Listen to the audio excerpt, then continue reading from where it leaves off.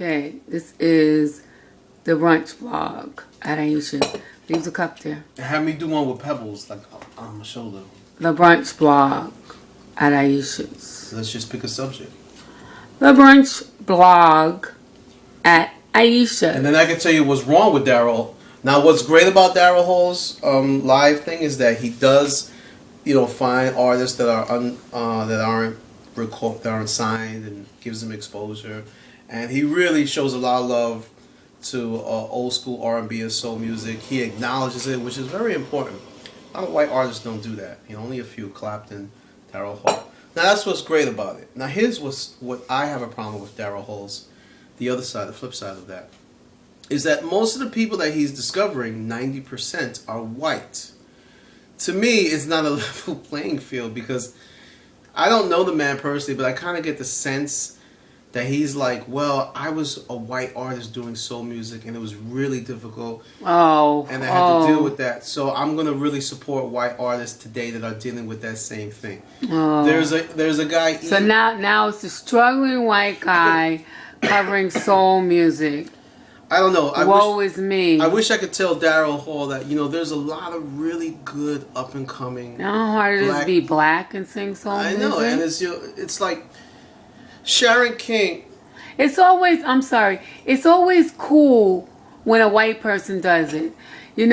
Black women have been wearing cornrows in their hair for years, and then Bo Derek does it, and ooh, it's exotic. Ooh, everybody wants to get cornrows.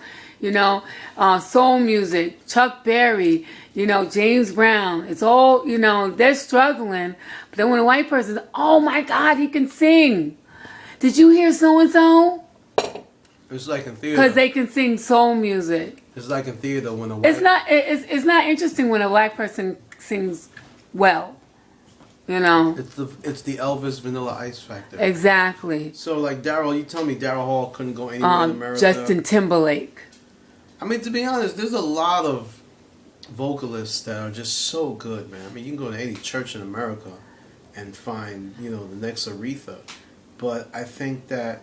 But let it be Joss Stone, and that's a Grammy Award-winning singer. Yeah, it is a double standard. It's like the Ravi Shankar analogy. When Ravi Shankar was playing the sitar for years, he was just another dude in India playing the sitar.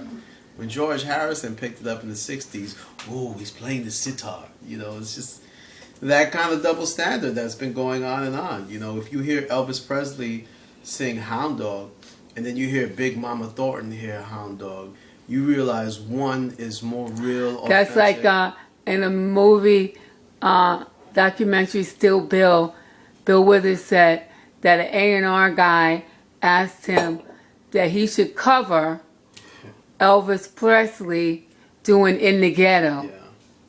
Elvis Presley in the ghetto. And Bill Withers wrote this beautiful song, which was a tribute to his grandmother, about the beauty of this woman who may not have been the most educated, literate woman, but she taught him values and the beauty of, being a woman and raising and giving that knowledge to a young man, a young boy.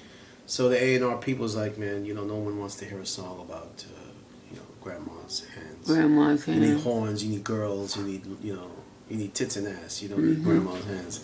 And that ended up being one of his biggest songs. Yeah. So, I just think that, getting back to the point about the Daryl Hall show, that I wish he would have more artists of color, because I know he has Sharon King from the Dap Kings, Jose Feliciano, Chromeo, and Smokey Robinson. So I just think that there isn't a lot of diversity.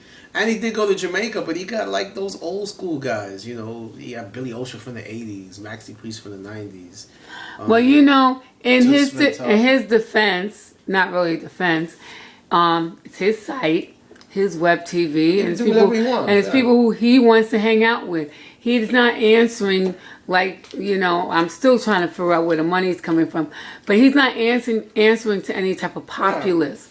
He doesn't have to be quote unquote political. Yeah, he doesn't have to be politically correct. What I'm saying is that when he goes on a rant about how Eli Paperboy Reed is like bringing all the old school back of Sam Cooke and Otis Redding and the Southern Soul, which wasn't Motown. I mean, it was a good whole thing that they did about how Motown wasn't the sound of the 60s. Motown was really pop music. It wasn't like real R&B. To me, what the Temps were doing, what Papa was a Rolling Stone was going on, and early Jackson 5, they were kind of hitting, some of the R&B stuff. Doja Holland really was polished pop music that they used a lot of R&B influence. The real down and dirty South Soul R&B was Stax and the stuff that they were doing in Chicago with Chess.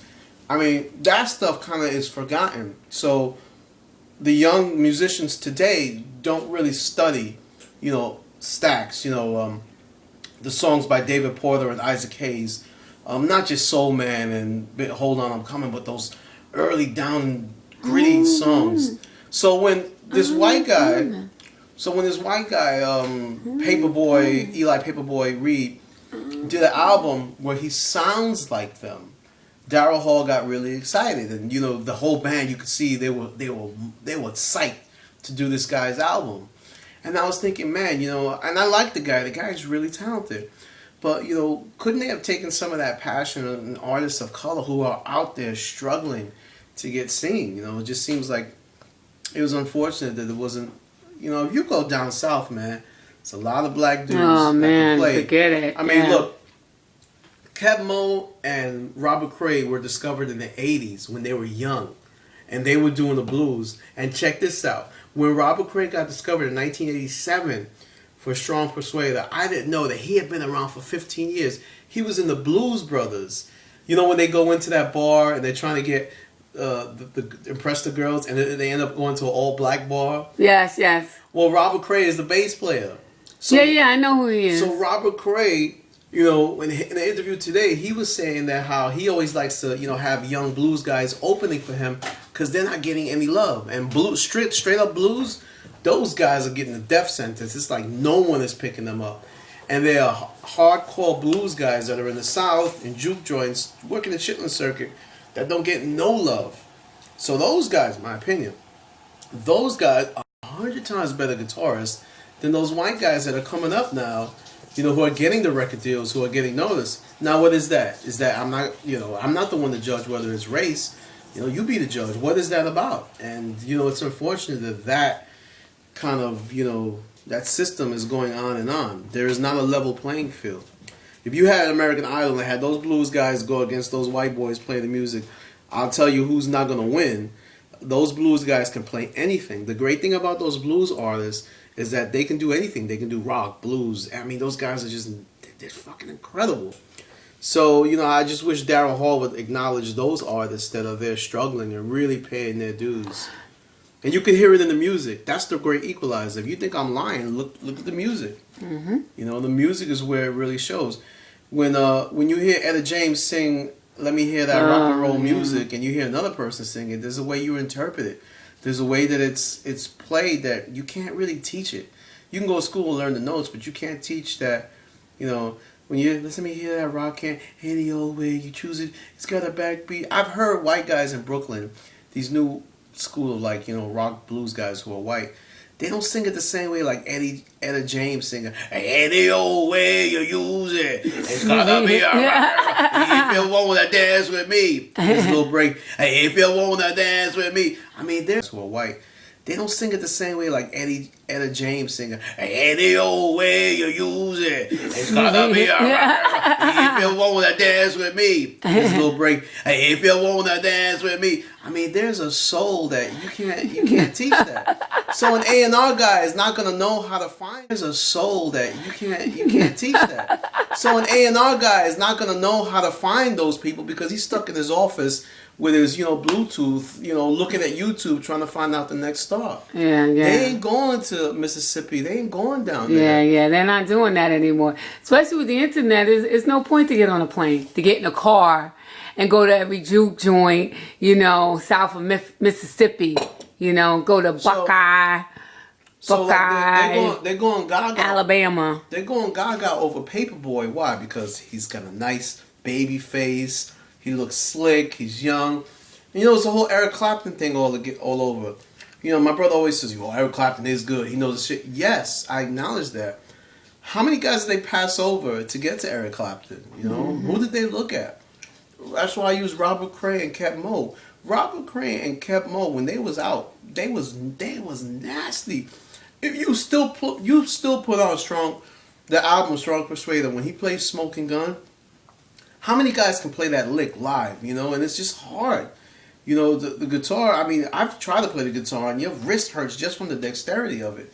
And the way these guys play are just, you know, they're not getting the love from, you know, A&R people because there's no money in that.